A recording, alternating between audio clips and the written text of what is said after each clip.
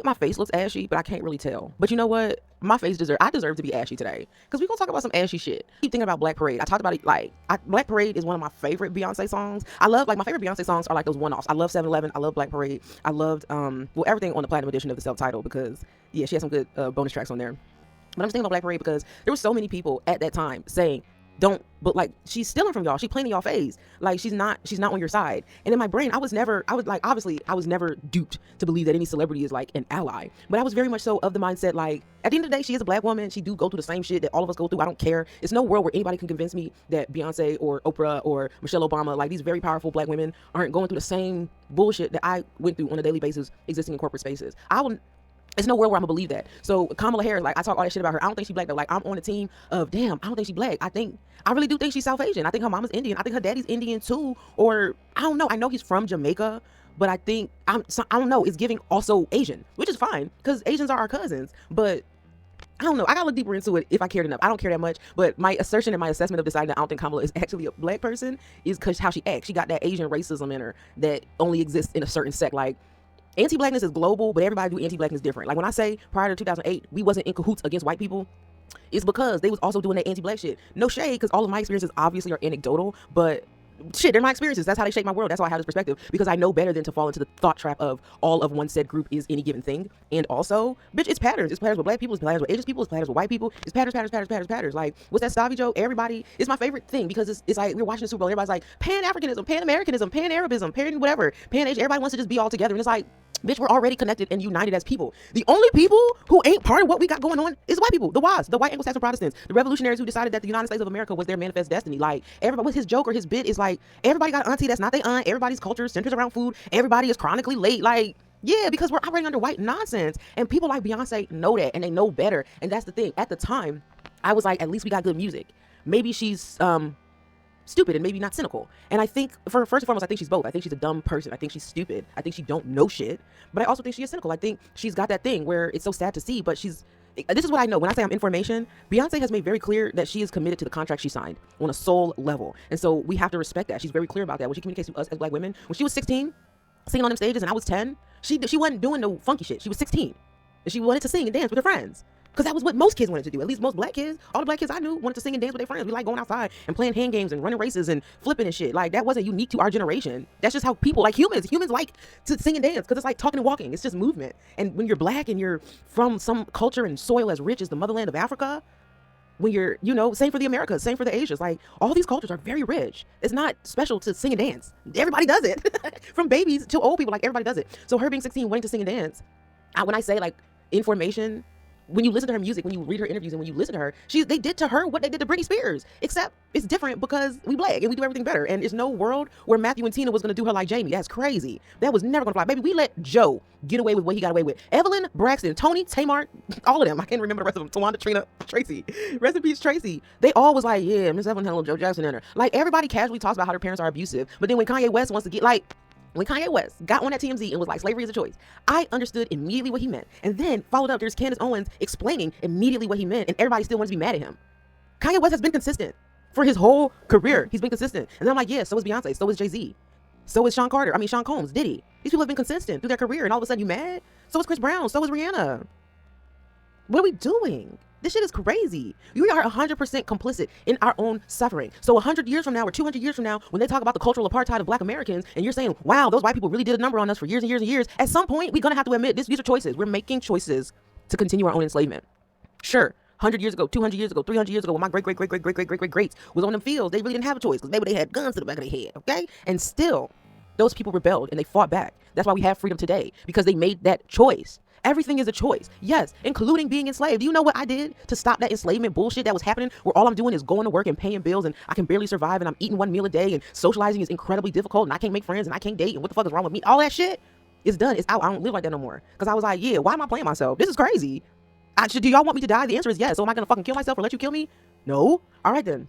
I'm going to live my life. And I'm going to live my life as a free person. Because, bitch, I'm an adult and I can do what the fuck I want. Kanye West obviously didn't have the wherewithal or the tools or the access, or he's obviously not who he thinks he is, because he's over here covering his face talking about Hitler was a good guy and then got a blinked out swastika and then he's singing on the streets of New York to Heil Hitler. Like, obviously that person didn't know what the fuck he was talking about. Look at Candace, though. Because everybody likes Candace Owens and I understand why. But I'm like, oh my God. My people are really stupid. They really did a number on my people. Like, they really did a number on us. They did a number on us. It's Black History Month, so I'm saying this with love. They did a number on us. They duped us. And you know who was complicit in your duping? Yo mama. Yo mama is your problem.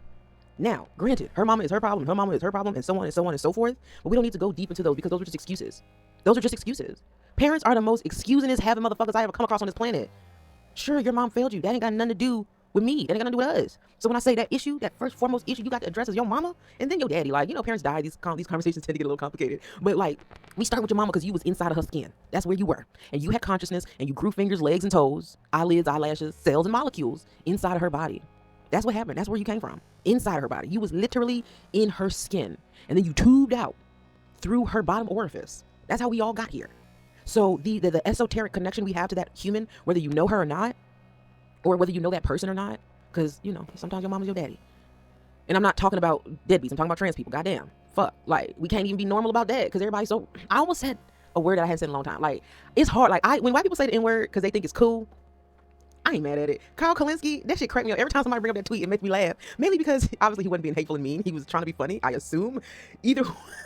Either way, it's like, yeah, that guy obviously thought that was funny. He's a loser. No shade, Kyle, because he does good work now. But I'm assuming that was like 2011. I don't remember. It was like a long time ago when he was younger, stupider, whatever the case may be. He's now a thoughtful political commentator where he's trying to wake his people up to the bullshit, because the whole point is they was lied to too. And that's the thing. I never have beef with white people unless the ones who are convinced that they weren't lied to. But like, because we was all lied to. And the same way, like, what they did to Britney, they also did to Beyonce. It's not a world where Beyonce is happy and well adjusted. That lady has had surgery, but the thing is, people think she ain't had surgery. Look at her body. She has had surgery. No, she maybe did, like, and I'm saying, like, it was probably a mommy makeover, right? She done had 3 kids. She was pregnant a few times.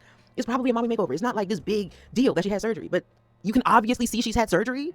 And I'm like, yeah, that's, bitch, I would too. What are we talking about? Like, yes, of course she has. She's been on stage her whole life, and she's had 3 children.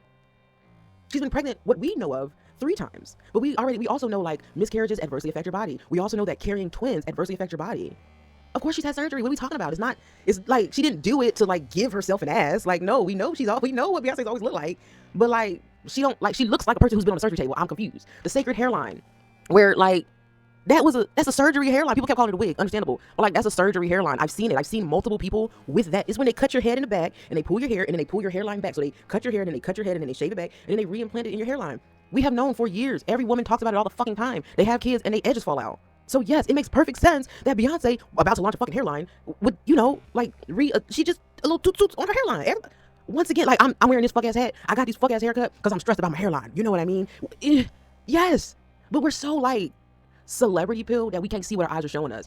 Like, but that's like, Beyonce had lip injections, not when she was pregnant, but she had, like, you could see the needle in point. Like, I seen it on white girls all the time. Once again, none of these are statements of judgment. I'm so frustrated because I'm like, yeah, this woman has done these things because she's a person.